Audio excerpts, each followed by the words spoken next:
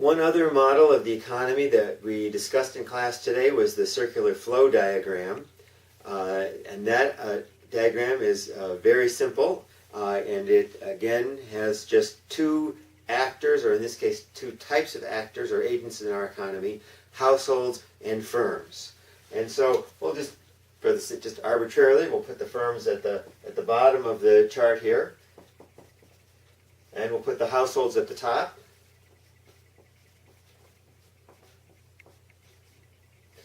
And if you're a household, you might need something. You might need some food. You might need some clothing. You might need a new iPod. There are lots of goods and services that the household might want.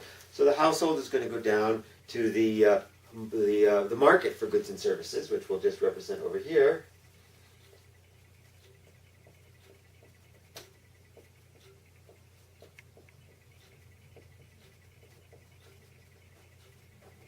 And get the goods. And the goods and services will go from the market to the household.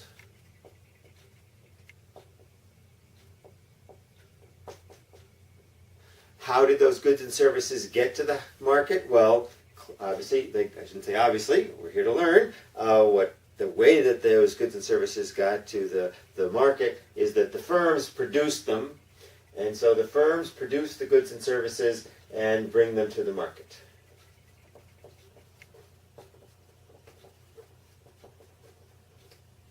How did the firm make the goods and services? Well, the firm made the goods and services using those factors of production that we talked about. The land, the labor, the capital, the human capital, all of that were combined by the firm to produce the goods and services. And where did the firm get those factors of production?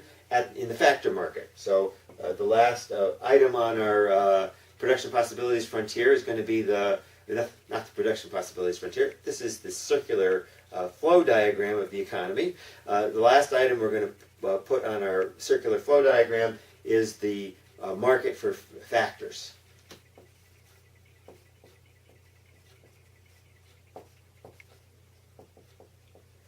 And so the firm has gone to the factor market and has obtained the factors of production from the factor market.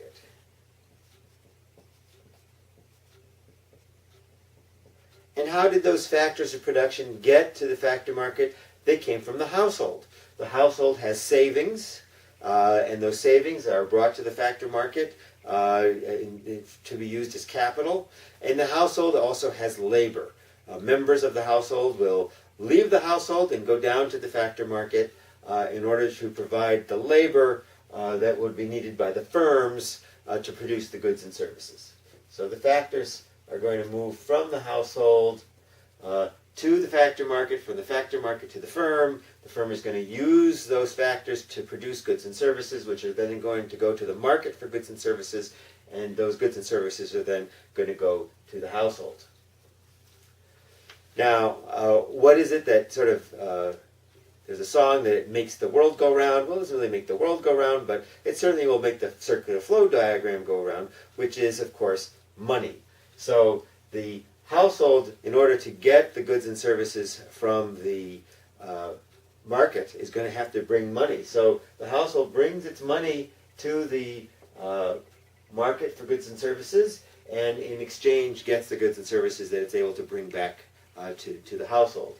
The market, of course, had paid the firms for those goods and services, so you could think of this as perhaps the retailer and getting it from the manufacturer. And so the money goes from the market for goods and services to the firm, which has produced them in order to pay for the goods and services. And similarly, the firm, when it goes to the factor market to get the labor and the capital and the other things that it needs, is also going to bring money. The workers expect to get paid a wage. The people who lend money to the firms to be used as, or to the factor markets to be used as capital, expect a return on their investment, often in the form of interest. And so the firm needs to bring money to the factor market in order to be able to obtain the factors of production that it's going to need to produce the goods and services that it's going to bring to the market for goods and services in order to get paid at that market. And of course, the household, when it goes down to the factor market with its labor and with its capital, expects money back. The laborers expect to get paid a wage. The capital investors expect to get a return on that investment. And so I should have put the factors over on this side because it's the money that's going to go on this side. And so the money, excuse me, I'll get my eraser. So the money is going to go from the factor market back to the household.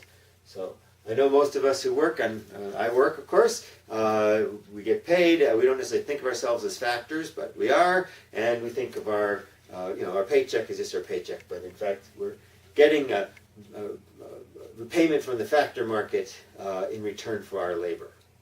So that's one more thing.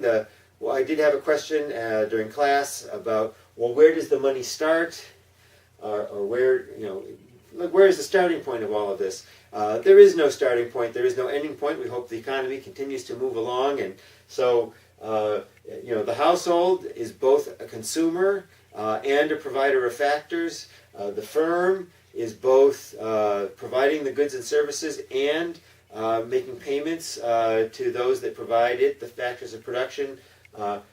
So there is no beginning, there is no end. It's just going to go, the money is going to go around and around in one direction, and the factors and the goods are going to go around in the other direction. We hope for a long, long time. See you in class on Tuesday. I hope you have a wonderful Labor Day weekend.